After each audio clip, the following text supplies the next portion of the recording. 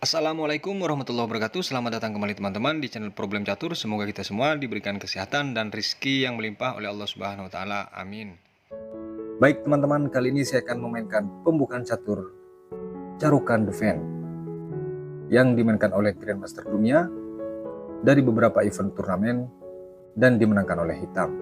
Partai pertama ini putih dipegang oleh Edward Manasakanian dan hitam dipegang oleh Radmir Kolmov di USSR Championship 1960. Dimulai dari E4, dijawab C6, D4, D5.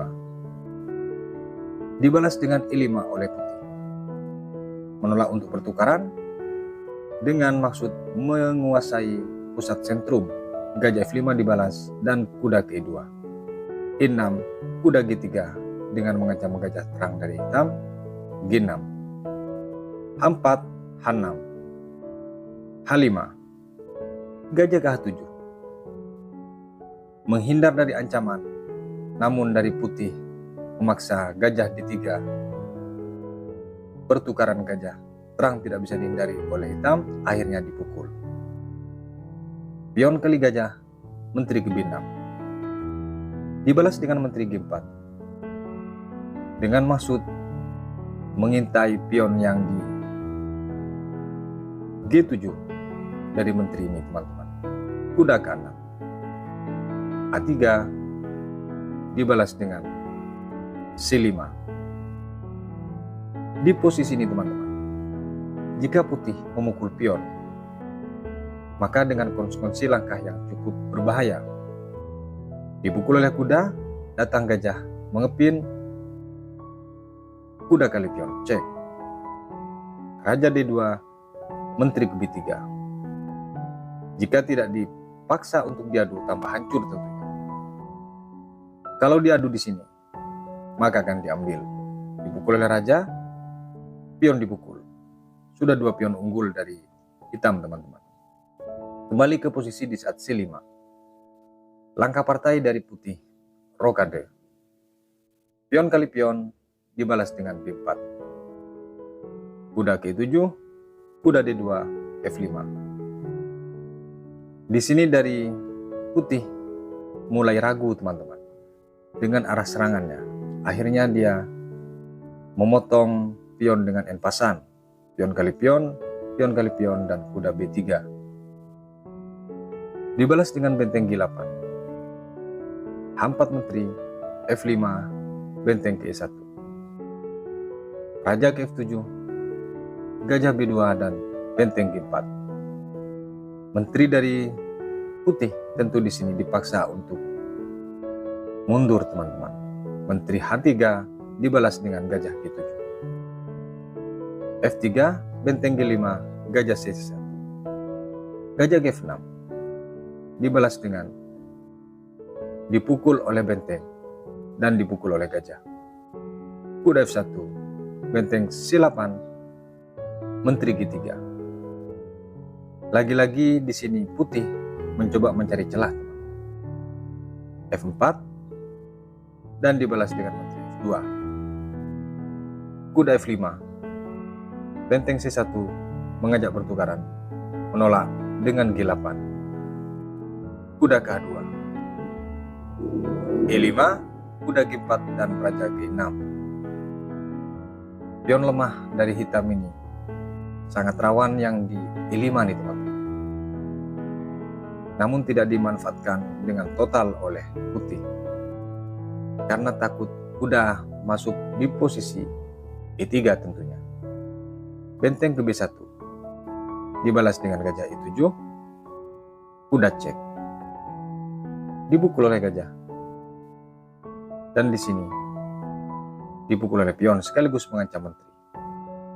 C6, B2,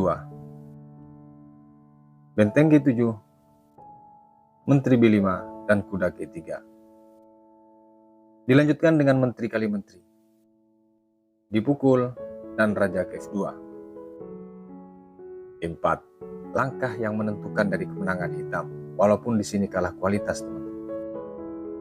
Jika di sini pion kali pion, maka dengan cepat akan kalah putih.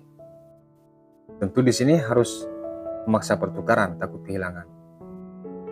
Kuda dipukul cek F1, langkah terbaik. Maka di sini pion kali pion. Setelah pion kali pion datang D5. Promosi ini tentu sangat berbahaya ketika pion ini didorong teman. Kembali ke posisi di saat E4, langkah partai benteng B3 dan dibalas dengan benteng di sini memukul pion. Dibuang untuk kuda tentunya. Dipukul dan cek. E2, kuda E5, benteng di sini ke B7. Kuda kali pion sekaligus mengancam benteng D1.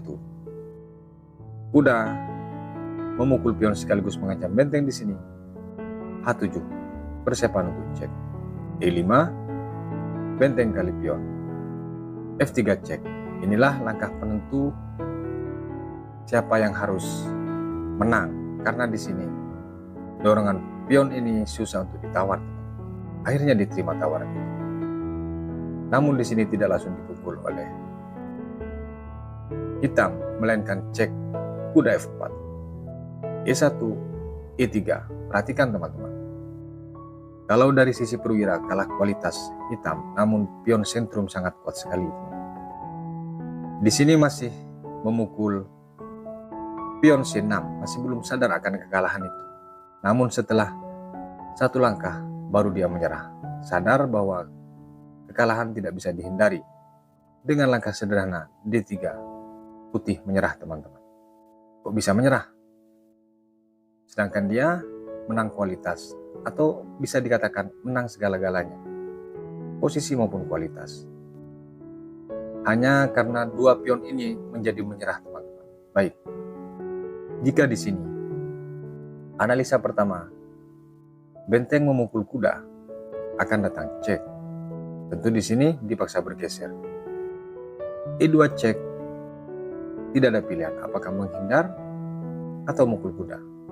Mukul kuda, promosi menteri, mutlak kemenangan untuk hitam. Kemungkinan yang kedua, kalau di sini B1, E6, B3, D4, dan C3, langkah terbaik, maka akan datang kuda di sini, cek. D1, E2 cek, C1, cek lagi di sini, tidak ada kesempatan. Ketika dia ke B2, maka akan datang promosi menteri. Kalaupun dia cek atau mukul kuda, tidak ada bedanya teman-teman. Mutlak menang hitam. D4, dia mukul kuda pun. Malah di sini menjadi dua menteri. Mutlak kemenangan. Makanya di posisi D3 dari putih menyerah. Kita lanjut ke partai berikutnya. Di partai yang kedua nih teman-teman, putih dipegang oleh Peter Hulshoff dan hitam dipegang oleh Erwin Lamy di Essen Open 2003. Dimulai dari E4, C6, D4, D5. E5 dibalas, gajah ke F5. G4, gajah ke 4, F3, dan gajah ke G6. H4. Tentu desakan pion ini untuk mengancam gajah. H5 dibalas oleh hitam. Kuda ke 2. E6, kuda F4, dan pion di sini kali pion. Dibalas dengan kuda memukul gajah. Dipukul oleh pion menteri D3 sekaligus mengancam pion D7, menteri kali pion. Di sini langsung pion kali pion. Gajah di sini ke H3. Dan dengan berani di sini, hitam dengan segala konsekuensinya teman-teman, dia memukul pion H4. Bahwa dia tahu kalau menterinya akan terjebak. Dan sepertinya memang langkah itu dirancang untuk terjebak. Langkah ini dijawab dengan Raja F1 oleh putih. Masih dibalas dengan menteri memukul gajah, ternyata bukan dia menghindar, malah dipukul sekalian oleh putih, teman-teman. Baru di langkah 13, menteri dikorbankan oleh hitam. Benteng diterima, di sini langsung mukul menteri dan dipukul oleh benteng. F7 cek, gajah ke E7. Kuda di sini dipukul dan dibalas dengan kuda ke-6. Dia diberikan lagi benteng oleh hitam, teman-teman. Masalahnya jika dia memukul benteng, ternyata dia terjebak, akan datang gajah ke hamba. Tentu di sini ancamannya adalah checkmate. Kalau dia memukul cek, hanya ditutup dengan kuda C7, Raja G1, F2. Langkah yang tidak bisa dihindari. Kalaupun dia lolos dari checkmate, akan G2, maka akan datang cek. Manapun dia, promosi tidak bisa dihindari, menjadi kalah. Jadinya karena langsung ada desakan promosi menteri. Kembali ke posisi di saat kuda ke-6, langkah partai. Dia memukul pion yang di G7. Rupanya dia khawatir, teman-teman, akan langkah kematian yang dimaksud analisa tadi. Benteng cek H1. Raja F2 dipukul dan di sini menteri ke H6 mengancam benteng tersebut. D1 H7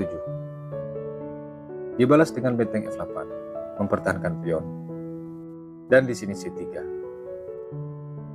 sudah mulai kehilangan inisiatif dari putih, malah berusaha mempertahankan serangan dari hitam agar tidak tembus atau tidak masuk, teman-teman. Benteng F5 dibalas dengan A4, C5 mengajak pertukaran, C4, kuda ke B4. Walaupun dia unggul menteri, sementara dua perwira benteng sama kuda tidak bisa dikembangkan, teman-teman. Artinya menteri bekerja keras. Kuda C3 dan dibalas dengan kuda cek. Dari hitam mengabaikan langkah pemberian benteng.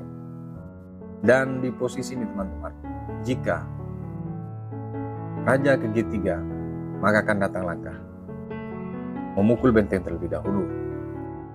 Pion kali pion, G1 cek, H2 satu-satunya, G2 cek, H3 atau kemanapun dia akan di-close dengan checkmate. Luar biasa langkah hitam. Kembali ke posisi di saat kuda cek D3, langkah partai E3. Dia masih belum sadar bahwa itu adalah jebakan kematian yang memang tidak bisa ditawar. Pion kali pion cek, dipukul oleh raja, dan benteng F4 cek, satu-satunya hanya kembali. E3 masih dijalankan oleh hitam, dan langsung di-close dengan pion D4 checkmate. Luar biasa langkah dari hitam yang di luar dugaan. Dari pembukaan carukan yang sangat tajam dan akurat hitungannya buah hitam, teman-teman. Kita lanjut ke partai berikutnya. Dan di partai yang terakhir nih, teman-teman, dari pembukaan carukan defense yang dimenangkan oleh hitam, putih dipegang oleh Dragolub Mini, hitam dipegang oleh Radmir Kolmov di URS Yugoslavia pada tahun 1966. Dimulai dari E4, C6, D4, D5. Pion kali pion kali, pion kali pion, dan C4. Kuda F6, kuda C3, E6, kuda F3 dibalas dengan gajah ke E7. Pion kali pion, kuda kali pion, dan di sini gajah ke D3. Di posisi ini kedua pemain sama-sama rokade. Kuda F6, menteri E2, dan kuda C6 dibalas dengan benteng D1, kuda B4, gajah B1, B6. Kuda E5 di sini langsung memblok langkah. Sekaligus ada ancaman menteri setelah nanti kuda diancam. gajah ke B7 terlebih dahulu dan dibalas dengan menteri E3. Benteng C8, menteri H3, kuda di sini ke D5 lagi, mengajak pertukaran, namun diabaikan dengan gajah G5. Kuda di sini kali kuda, dipukul oleh pion, kuda ke4. Di saat kuda E4 ini, jika putih memukul gajah, akan dipukul oleh menteri. Serangan dari putih menjadi tidak ada lagi. F3 misalnya, akan datang benteng mukul terlebih dahulu. Setelah menteri bergeser, H5 tetap dengan ancaman kuda dan pion H7, maka cukup dijawab dengan kuda F6 kembali. Artinya mengancam sekaligus melindungi pion H7 teman-teman. Kembali ke posisi di saat kuda ke E4. Langkah partai gajah D2. G6, dan di sini gajah memukul kuda. Dipukul oleh gajah, benteng G1, gajah D5 dan gajah ke H6. Benteng G8 dan dibalas dengan gajah ke F4. F6, kuda langsung mukul G6. Langkah pengorbanan yang sangat buru-buru dari hitam. Karena pilihannya sangat sulit, makanya dia akhirnya mengorbankan dengan langkah yang belum ada kepastian. Diterima oleh hitam, menteri ke H6, dibalas dengan gajah F8. Dicek, dan di sini langsung gajah G7. Dibalas dengan benteng ke-3, benteng ke-7, H3 benteng, menteri D7, dan dibalas dengan cek. F8, G3, gajah ke H6. Di sini langsung E5 sebelum ke H6, dan datang ke H6. Tentu di sini ancamannya, kalau dipukul, tawaran ini adalah mat. Dengan diceknya ke H8. Langkah partai dari hitam, pion kali pion, mengabaikan langkah tawaran itu. Pion kali pion dan benteng C7. Semakin sulit untuk tembus serangan dari putih teman-teman. H4, menteri ke-6, benteng D1, dibalas dengan gajah ke-4. Dan di sini akhirnya dari putih memaksa untuk cek, karena langkah menterinya yang terkurung. Dipukul oleh benteng, H8 cek, dan dibalas dengan menteri G8. H6, benteng F7. Benteng C1 di sini untuk persiapan cek tentunya. Gajah B7 menghalangi langkah C8, benteng C3 dan menteri H7. Lagi-lagi dari hitam, karena merasa unggul satu perwira, maka selalu dipaksa untuk bertukar. Menghindar F4, menteri cek. H2, G8. Dan di sini langsung H5 teman-teman. E4, lagi-lagi langkah paksa, menteri D6 di sini. Dan menteri D5. Setelah menteri D5 ini, dia kembali lagi ke F4. Dan baru dipukul pion, sekaligus cek. G1, E7. Ancamannya tentu checkmate, teman. Benteng di sini mengajak pertukaran, diterima. Dipukul, dan di sini gajah ke D5. Menteri B8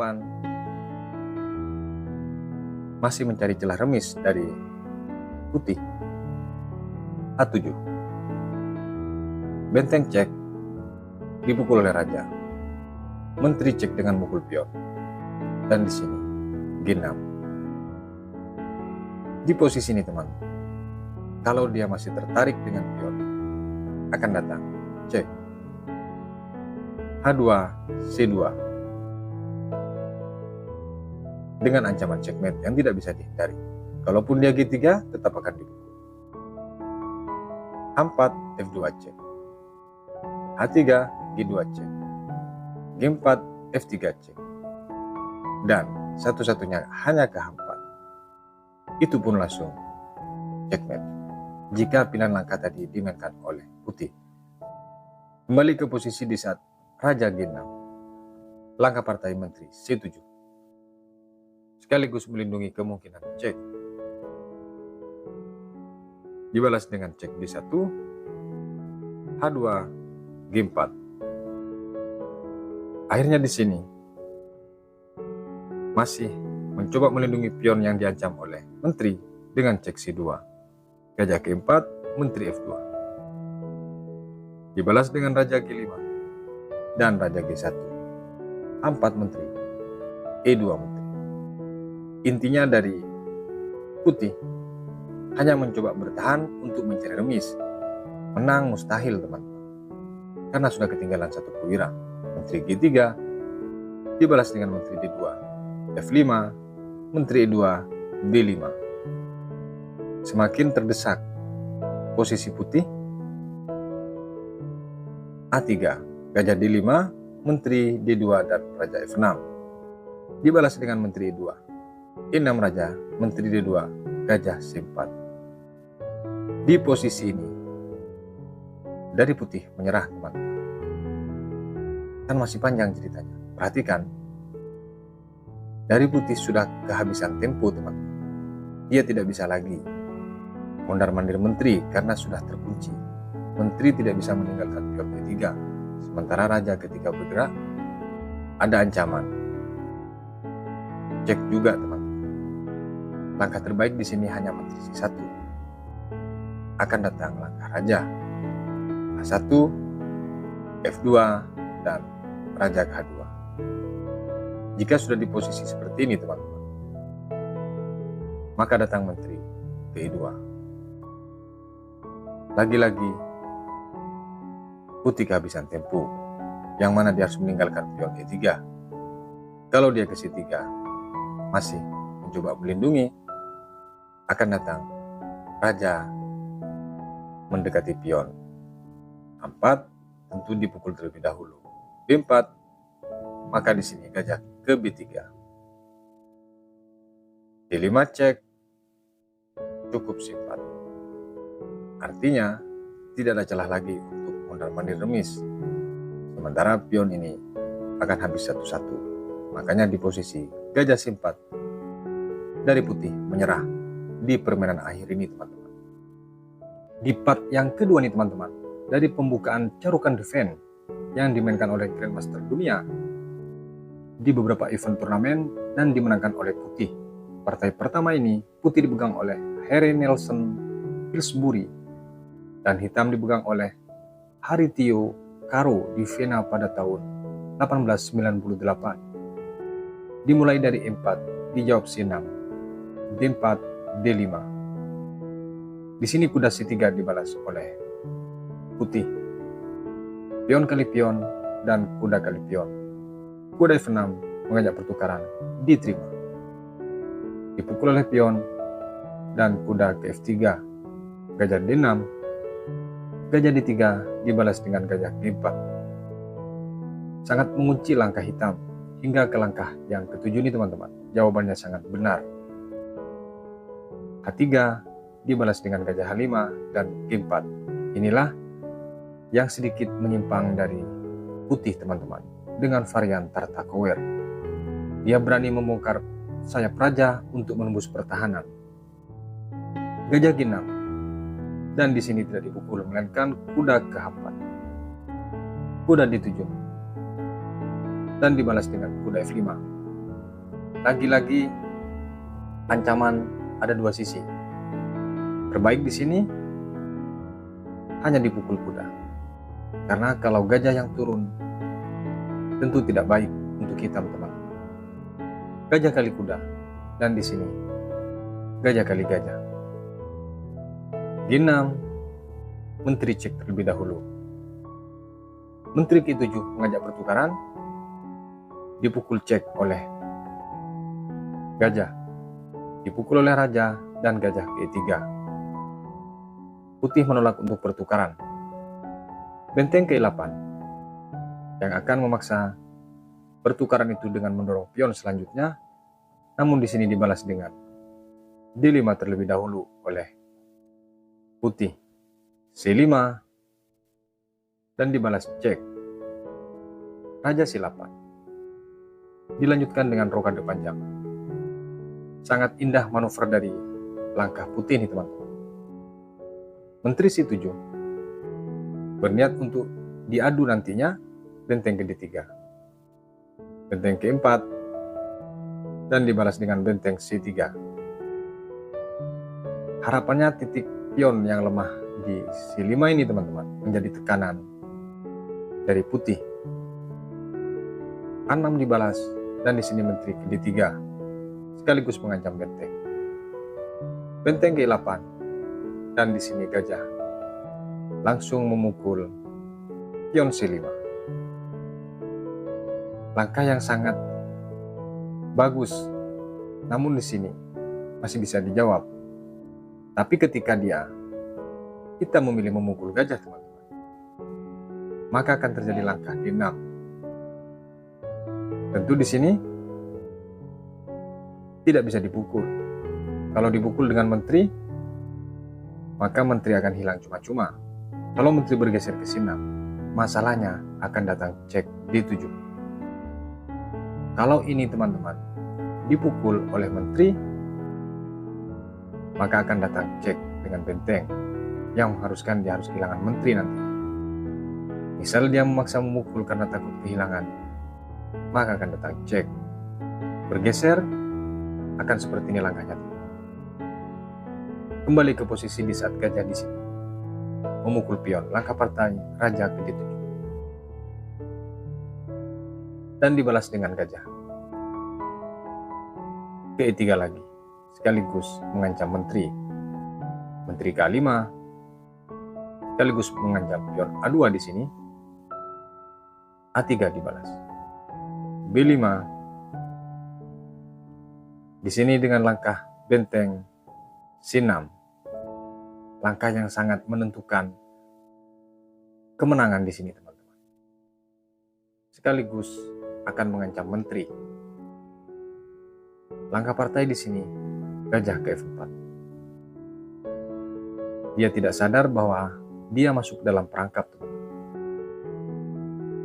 Langkah partai dari putih menggeser raja B1, menghindari tekanan dari gajah yang kalau dipukul tentu benteng akan diadu, sekaligus ada tekanan bagus dari hitam.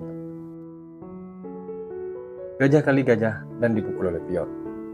Dipukul oleh benteng sekaligus mengancam menteri. Satu langkah ini menentukan kemenangan untuk putih teman-teman. Dan ternyata jawaban dari putih sangat tepat. Yang susah untuk dijawab dan sebenarnya boleh menyerah namun masih dilanjutkan. Putih menjawab dengan menteri D4. Ini sudah masuk ke polemik kekalahan. Yang mau tidak mau harus rugi menteri atau mat. Di sini masih dilanjutkan teman-teman. Dengan langkah hitam yang memaksa cek ke E1. Jika di sini teman-teman, kenapa saya bilang bahwa ini adalah kunci kekalahan dari hitam? Kalau di sini benteng ke-4 dengan mengancam menteri, akan datang cek A7, D8, datang di sini B8 cek, E7, maka checkmate. Kembali ke posisi. Kalau di sini benteng ke C8, maka menteri tentu akan mukul benteng, hilang cuma-cuma. Ketika dipukul, akan datang cek, selisih satu benteng tentu. Kalaupun dipukul, ini berat untuk dilanjutkan karena mutlak kemenangan untuk putih. Kembali ke posisi. Kalau semisal di sini benteng yang di E8 mengancam menteri teman-teman, maka terjadi checkmate yang susah untuk dihindari. C8, korban menteri satu-satunya. Dipukul, setelah dipukul, dorongan pion. Ancaman checkmate tentunya untuk Raja Hitam. Kembali ke posisi di langkah yang serba salah untuk Hitam menjawab. Langkah partai dari Hitam memaksa cek ke E1. Dan jika dilayani, tentu ini akan terjadi peraduan menteri nantinya. Atau Hitam memaksa untuk diadu. Langkah partai di sini dari Putih menghindar Raja ke A2 dan tidak ada peluang lagi untuk cek. Secara tidak langsung dia ngasih kode bahwa Hitam harus menyerah, teman. Masih dilangkahkan dengan benteng, memukul benteng yang di D1, yang di A1 teman-teman, datang langsung Menteri A7 cek. Di posisi ini dari Hitam menyerah. Kenapa dia menyerah di posisi ini? Karena ancamannya adalah checkmate. Satu-satunya hanya bisa lari ke D8. Datang B8.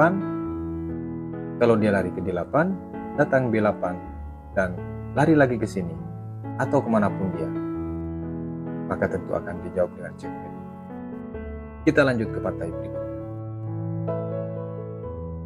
Di partai yang kedua ini teman-teman, adalah pertarungan antara engine dengan manusia. Putih dipegang oleh Deep Blue, salah satu program komputer terhebat di era 90-an. Melawan Garry Kasparov, megang buah hitam di IBM Man and Machine pada tahun 1997.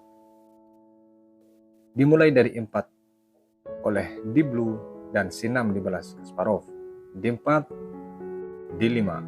Tentu Kasparov di sini ingin memainkan pertahanan yang sangat solid, yaitu carukan. Kuda C3 dibalas dengan pion kali pion. Kuda kali pion, kuda D7. Langkah menyimpang dengan varian kuda di sini ke D7 yang pernah dimainkan oleh Anatoly Karpov. Varian ini teman-teman langsung disambut dengan kuda G5 oleh Putih. Dan di sini kuda ke F6. Gajah D3, E6, dan di sini kuda ke F3. H6 dibalas. Perhatikan langkah yang tidak dihitung dari varian ini teman-teman oleh Hitam adalah kuda memukul pion F7. Di sini, E6. Di sini teman-teman dari Kasparov tentu berpikir keras. Di langkah awal baru langkah ke 8 dia membuang kuda. Sementara yang dia layani atau yang dia hadapi bukan kaleng-kaleng, adalah Grandmaster Garry Kasparov yang saat lagi best performa di tahun itu, teman-teman. Masalahnya, jika dipukul di sini dengan pion, ternyata ada langkah jebakan. Ada datang gajah G6 cek, E7, gajah F4. Dan di sini A5 misalnya cek, cukup dijawab dengan C3. D8, rokade. Gajah G7, gajah G3, kuda F8, dan gajah ke D3. Tujuan dari Putih ternyata di sini membuang perwira ketika dilayani oleh Garry Kasparov hanya ingin menguasai serangan atau mengambil inisiatif serangan tujuannya, teman-teman. Yang mana keuntungannya Hitam tidak bisa rokade target dari Putih, sekaligus serangan menjadi penuh seluruh perwira menuju ke titik sasaran. Kembali ke posisi di saat kuda di sini memukul pion E6. Langkah partai dari Garry Kasparov, Menteri E7. Putih rokade, dan sekarang baru dipukul oleh pion. Dicek oleh gajah, D8. Gajah ke F4 dengan langkah yang tetap dari Deep Blue, B5. 4. Gajah B7. Seharusnya Kasparov tidak membuka serangan untuk sayap menteri untuk pertahanan, namun di sini Kasparov terlalu memaksa. Benteng G1, kuda D5. Gajah G3, raja C8. Dibalas dengan pion kali pion. Pion kali pion, menteri D3. Setelah pion ini terancam, gajah C6 dan gajah ke F5. Tentu di sini targetnya satu titik, teman-teman. Yang mana pion yang di E6 menjadi target. Dan masalahnya jika dilindungi di posisi ini dengan kuda C7, maka akan datang gajah memukul terlebih dahulu, dan setelah dipukul oleh raja, baru benteng yang bermain, menjadi hancur berantakan posisi hitam. Walaupun di sini menteri F7 akan datang cek, dipukul, menteri cek ke E4, yang harus kehilangan benteng jika bergeser. Kalau dia ditutup dengan menteri, maka dia harus kehilangan menteri, teman-teman. Karena akan datang cek yang harus ditinggalkan. Kalau dia masih bertahan, maka dia harus kehilangan perwira. Akan datang langkah memaksa, teman-teman. Baik, kembali ke posisi di saat gajah F5. Langkah partai dari Garry Kasparov. Di posisi ini, ternyata dia memukul gajah dan membiarkan pertukaran itu dengan merombakan menteri karena ancamannya mungkin lebih dalam. Diterima oleh Deep Blue, dipukul oleh gajah C4. Di posisi ini dari Garry Kasparov langsung menyerah, teman-teman. Karena konsekuensi dari langkah ini, jika tetap dilayani, tetap mat dipaksakan pun. Terbaik hanya memukul pion. Dipukul oleh menteri, kuda B4, benteng G1 dengan mengancam gajah, F8 akan datang D5. Tentu di sini akan mendapatkan kuda atau gajah. Gajah C5,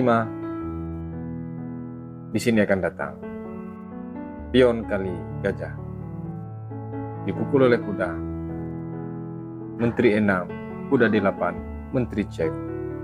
Selanjutnya dia harus tutup, tentu dengan kuda. Menteri cek lagi, tidak bisa ditutup, melainkan lari ke D8 dan datang C7 checkmate.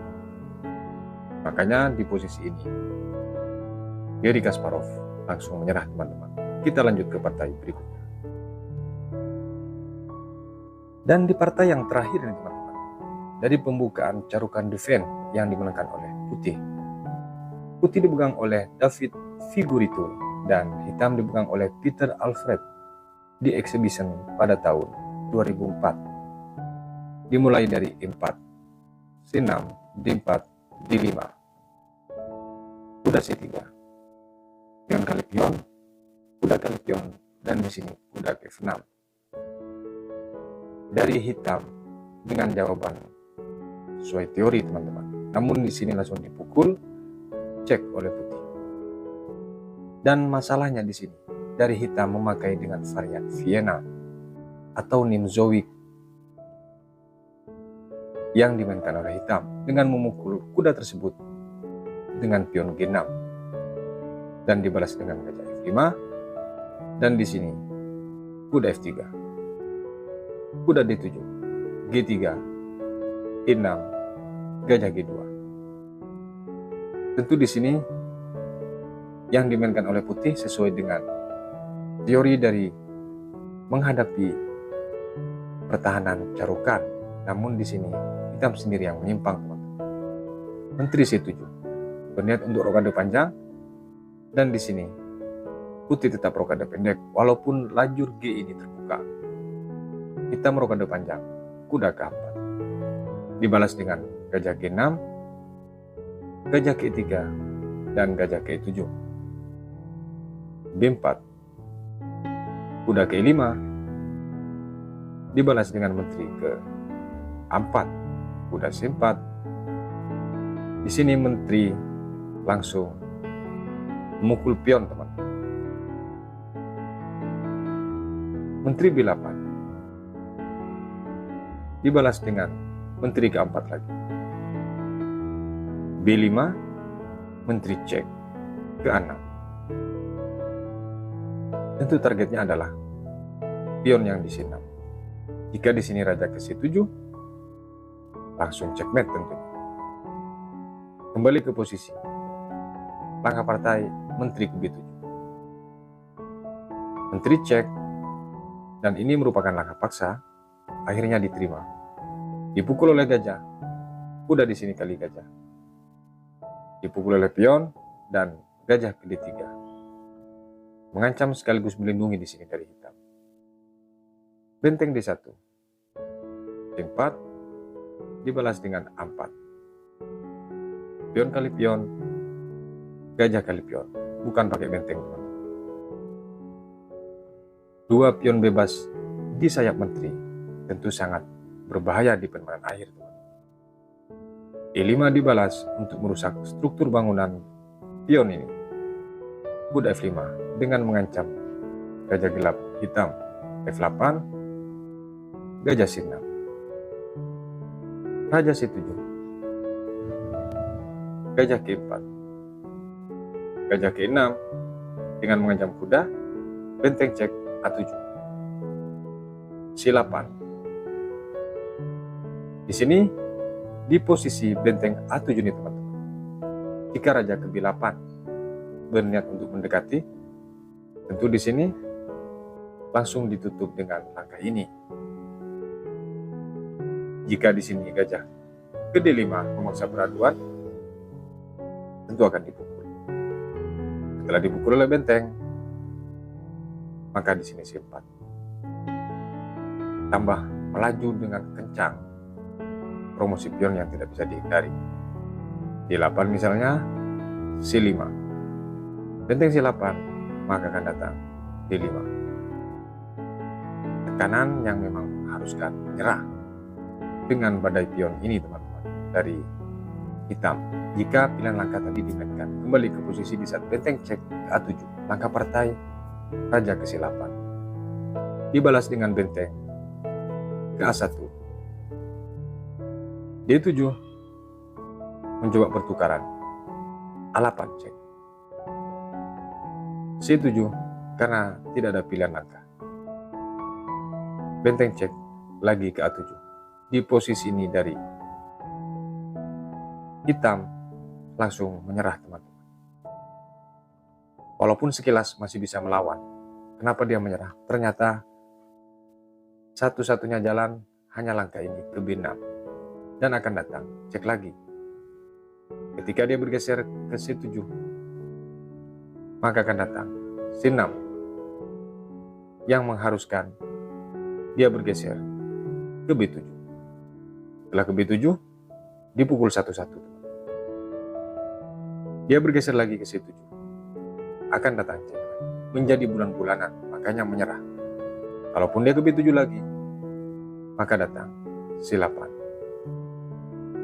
Yang dia harus kehilangan gajah gelap lagi, teman. Akan dipukul oleh benteng. Makanya di posisi benteng cek ini, kita langsung menyerah. Semoga bermanfaat untuk insan catur Indonesia. Sampai berjumpa di video berikutnya. Wassalamualaikum warahmatullahi wabarakatuh.